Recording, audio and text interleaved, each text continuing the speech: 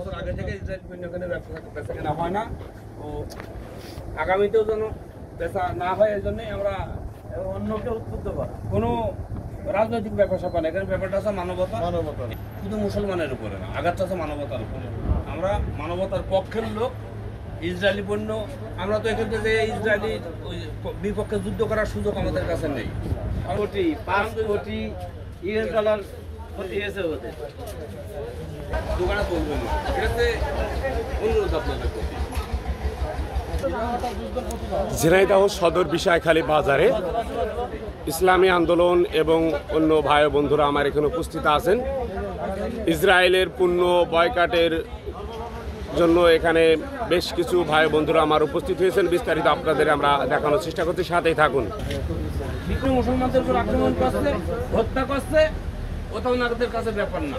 আসলে ফিলিস্তিনিদেরকে আঘাত করছে, অত্যাচার করছে, তাদের ঘর বাড়ি ভাঙছে এবং গাজাকে দখল করার চেষ্টা করছে। এখানে অধিকাংশ শিশু এবং মহিলাদেরকে হত্যা করা হচ্ছে। এই কয়েক মাসে তারা 50,000 মানুষ হত্যা করেছে। এই মানবতার বিপক্ষে তারা অবস্থান করার কারণে আমরা আমাদের ক্ষমতা যতটুকু আছে তাদেরকে অর্থনৈতিকভাবে আমরা ঘায়েল করতে চাই। আমরা যদি তাদের পণ্যগুলো বর্জন করি, যেমন পানীয়র ভিতরে আপনার 7 আপ আছে, স্প্রাইট আছে, কোকা-কোলা আছে, এ ধরনের যে পানিগুলো আছে আমরা এগুলো বাংলাদেশ থেকে অন্তত বয়কট করব। আপনারা যে মালগুলো তোলা আছে এগুলো খুব নিকট সময়ে বিক্রি করে ফেলবেন অথবা কোম্পানির কাছে ফেরত দেবেন।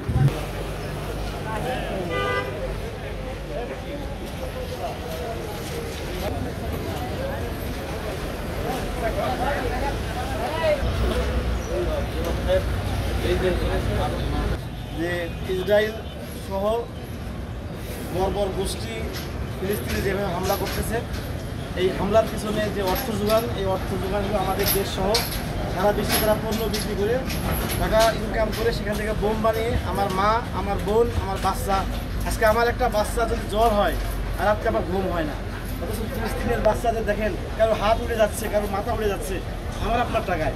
এই জন্য আমরা একটা সিদ্ধান্ত নিচ্ছি যে বিষয়খালীর বড় ভাইদের সাথে পরামর্শ করছে, ওনারা আলহামদুলিল্লাহ সাড়া দিয়ে আসছেন যে একটা কথা, যে ইসরায়েলি কোনো পণ্য আমরা ইনশাল্লাহ আমাদের এই বাজারে চলবে না। এটা আমাদের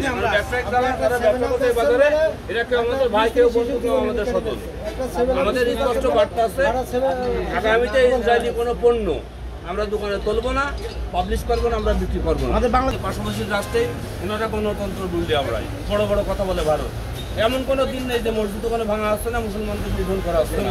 এটা আমাদের গণতন্ত্র শিখি, আমরা এই গণতন্ত্র বিশ্বাসী, আমরা মানবতায় বিশ্বাসী। কিন্তু আমরা তো সেখানে সরাসরি অবস্থান করতে পারছি না, কাজে আমরা তাদেরকে অর্থনৈতিকভাবে ঘায়েল করতে চাই। ইতিমধ্যে 2 দিনের মধ্যে তারা 5 কোটি ডলারের উপরে লস খেয়েছে, তাতে তাদের মাজাটা কিছুটা হলো দমন হয়েছে, অতএব আমরা চাচ্ছি আমরা বিষয়খালীর মানুষ, বিষয়খালীর বাজারে আমরা তাদের কোনো পণ্য যেমন স্প্রাইট, 7 আপ, কোকা-কোলা এ ধরনের যে জিনিসগুলো আছে, ইউনিলিভারের যে জিনিসগুলো আছে, এখানে একটা অংশ তারা পায়, ওই টাকা দিয়েই বোমা বানিয়ে তারা আমাদের মা বোনদের উপরে আঘাত করে।